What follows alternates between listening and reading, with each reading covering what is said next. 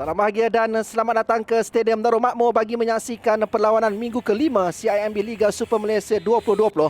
Pertemuan di antara Pahang menentang Johor Darul Takzim. Nacho Insa juga berada di situ. Terus dari Velasquez, cantik menewaskan Syarbini Alawi untuk jaringan awal buat Johor Darul Takzim.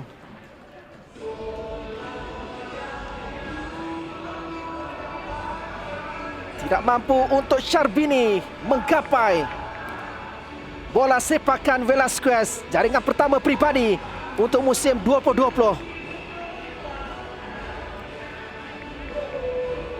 Well, berada pada kelas tersendiri dengan kaki kiri beliau. Leandro telah memilih ke kanan Syarbini kerana melihat sepakan beliau agak deras dan berjaya menewaskan Syarbini kerana jarak yang baik jauh daripada tangan kanan yang cuba menyelamatkan keadaan, dan itu menunjukkan kualiti ya. Baru mengatakan tentang Safawi, tapi Leandro pula menunjukkan bahawa beliau juga boleh melakukan daripada serangan set piece. Selepas perlawanan memasuki minit yang ke-15, Kopi Rizki terlepas. Satu lorongan bijak dilakukan oleh Afiq Fazai. 1 lawan 1. Pertembungan masih lagi ruang untuk JDT. Pintu gol terbuka. Tolakan dan jaringan dilakukan oleh Ramadan Saifullah. Penampilan pertamanya dalam saingan Liga Super. Dan kini beliau mencatatkan nama selaku penjaring.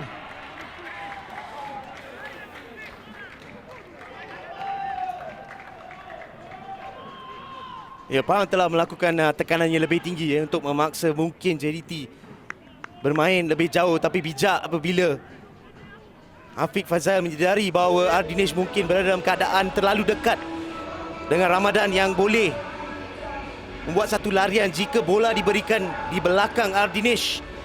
Beliau tidak menyedari, dan apabila Syarbini mengambil risiko adalah risiko yang baik bagi saya kerana beliau terpaksa mengambil risiko itu. Tapi mungkin apa yang ditunjukkan oleh Ramadan dalam situasi itu adalah kekuatan fizikal beliau. Beliau tidak berganjak, beliau tidak takut dengan apa yang hadir di hadapan beliau sebelum menyudahkan dengan baik.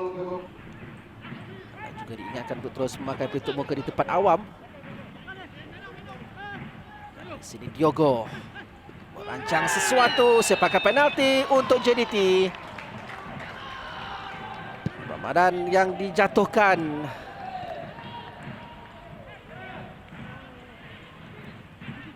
Kita akan menilai sekali lagi insiden ini.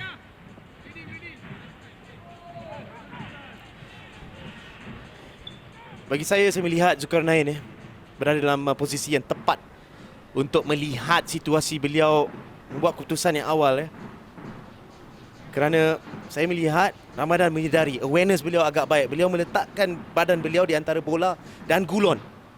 Selepas itu beliau tidak mengambil sentuhan. Mudah dari Cabrera.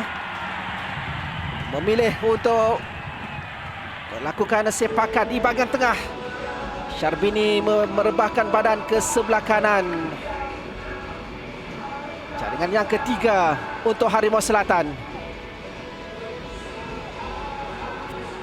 Dia bijak daripada Gonzalo Cabrera kerana beliau telah mungkin memastikan Syarbini akan terperdaya untuk ke kanan, tetapi beliau telah memilih ke bahagian tengah dengan penyudahan beliau.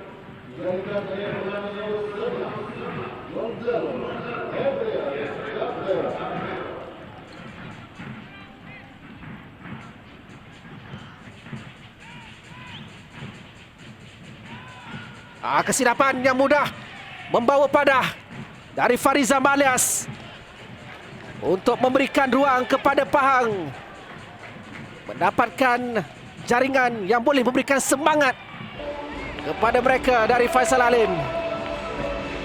Farizal menyedarinya.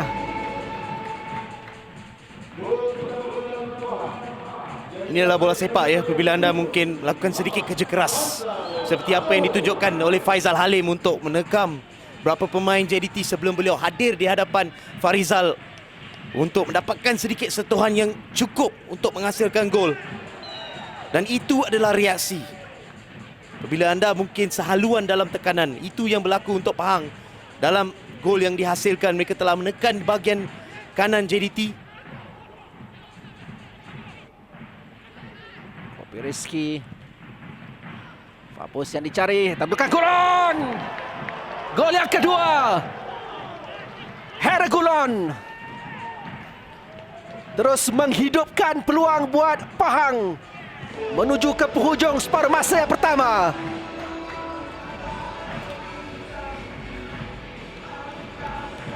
Semakin menarik, semakin teruja. Ini adalah faktor mengapa kita merindui Liga Malaysia. Dah tidak menjagakan pada mungkin minit ke-31 apabila JDT menjadikan gol ketiga untuk mendahului 3-0 habis. Bijak daripada Hergulon. Anda baru mengatakan tentang rekod jaringan beliau sebagai seorang back tengah, dan ini adalah antara faktor terbesar dalam keadaan set piece penjuru.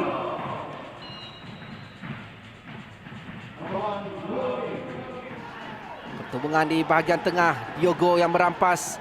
Permainan diteruskan untuk Safawi Rashid. Safawi. Bola yang dapat dipintas dengan segera. Kali ini Nazmi.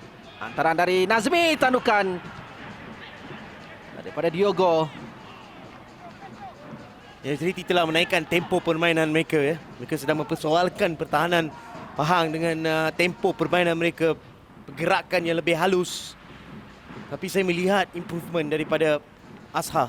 Beliau telah mungkin mengambil tanggungjawab, telah memberikan sedikit masa ya untuk settle down. Beliau telah meyakinkan diri beliau. Sekali lagi, positioning beliau sebelum ini lebih baik. Dan kalau anda melihat, beliau mungkin ada kesilapan kerana body positioning beliau lebih menghala kepada bola, tidak menyedari Diogo. Terutamanya untuk Mauricio.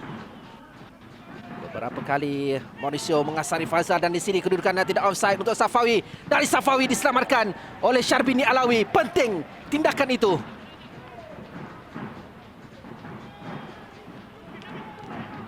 Safawi terlepas peluang keemasan setelah beliau dinafikan oleh Syarbini. Tamat aksi di antara Pahang dan juga Johor Darul Takzim. 5 jaringan di separuh masa yang pertama kekal untuk memastikan JDT pulang dengan 3 mata penuh. Tirai jaringan yang dibuka menerusi gol seawal minit yang kelima yang dilakukan oleh Leandro Velasquez, kemudiannya Ramadan Saifullah pada minit ke-15, dan sepakan penalti Gonzalo Cabrera yang menewaskan Syarbini Alawi. Pahang mempamerkan kebangkitan. 5 minit terakhir separuh masa yang pertama menerusi 2 jaringan Faizal Halim dan juga Hergulon, tetapi 45 minit di babak yang kedua menyaksikan kedua pasukan gagal untuk menambah jaringan, seterusnya mengekalkan kelebihan kepada Johor Darul Takzim untuk memuktamadkan keputusan di Stadium Darul Makmur. Pahang 2, Johor Darul Takzim 3.